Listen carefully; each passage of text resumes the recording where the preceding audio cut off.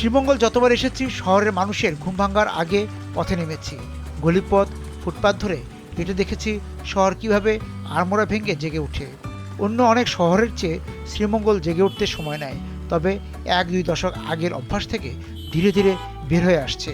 তাই সকালের নাস্তা অন্য সময়ের চেয়ে একটু আগেই জুটিয়ে নিতে পারলাম। যে শহর বা গ্রামে যাই সেখানেই খোঁজ রাখি খাবারের ইতিহাসের। সেই ইতিহাসের পাতাতেই চৌমোহনায় মিলল এই নাস্তা ঘরটি। যতদূর মনে পড়ে শ্রীমঙ্গলে সর্বশেষ সুধাতে নাস্তা করেছিলাম হচ্ছে 1994 সালে। তখন শ্রীমঙ্গল এরকম ছিল না, একটা মফস্বল শহরের মতোই ছিল, একদম সাদামাটা একটি শহর ছিল। এখন শ্রীমঙ্গল শহরে একদম একটু যদি বলি বড় শহর বা রাজধানীরও কিছু ছিটেফোঁটা পড়েছে, কিন্তু সুধা কিন্তু সুধার মতোই আছে। আমি দেখতে পাচ্ছি যে সেই 94 সালের যে সুধাতে সকালের নাস্তার যে পশাগুলো ছিল সেটাই আছে। এখানে এসে যেটা দেখলাম যে সেই পুরনো কারিগর আছেন, সেই পুরনো ঢংটিও আছে সুধার।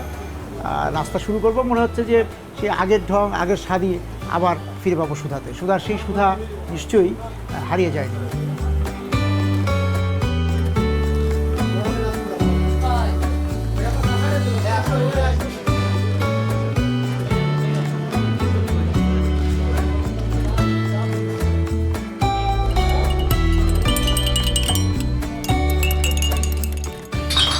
এখানে দীর্ঘদিন যাবত আছেন না, তা সেই ক্ষেত্রে বলেন তো যে সুধা, এই সুধাতে যে নাস্তা করতে আসে, দুপুরে সিঙ্গারা খেতে আসে, বিকালে পুরি খেতে আসে, কোন সুধা আসে? মানে মানুষের এখানে আসার যে ভিড়, হ্যাঁ সেখানে মনে হয় নিরামিষ সব মানুষও আসে এখানে।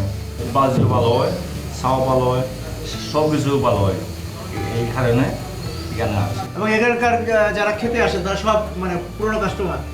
পুরানো আছে, নতুনও আছে। তা আপনি কি তৈরি করেন? আমি চা বানাই। আপনি চা বানান। এই যে এই এত বছর যাবত এখানে আছেন, তার কাস্টমারদের সাথে একটা সম্পর্ক তৈরি হয়েছে না? হ্যাঁ, কিরকম সম্পর্ক? যে আপনার হাতে চা ছাড়া খায় না এরকম? ঠিক আছে।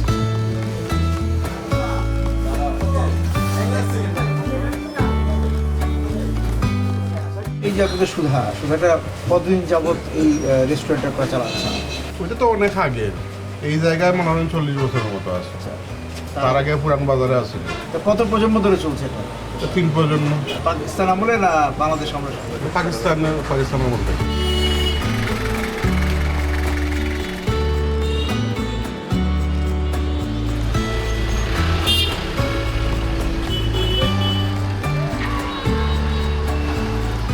দই খাওয়ার এক নেশা আছে, মিষ্টির তীব্র নেশা থেকে দই আসা, অবশ্যই টক দই। সব শহরে টক দই জুটে না, টক মিষ্টি বলে কিছু একটা পরিবেশন করে, কিন্তু হেমন্তের সকালে চৌমোহনায় মিলে গেল ঠিক যেমন চাই তার চেয়েও স্বাদু টক দই।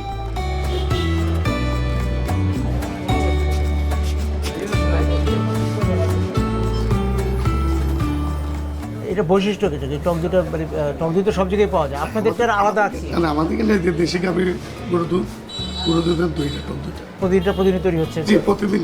আমাদের দোকানটা 24 ঘন্টা খোলা, প্রতিদিনই মাল প্রতিদিন বানানো। 24 ঘন্টা খোলা? 24 ঘন্টা। তা আপনাদের প্রায় মানে একদম মুক্তিযুদ্ধের সময়ের আগে থেকেই এটা চলছে? জি, চলছে। এটা নাম ছিল অন্যটা, এরপর থেকে মানে মিলন কেবিন থেকে শ্যামা।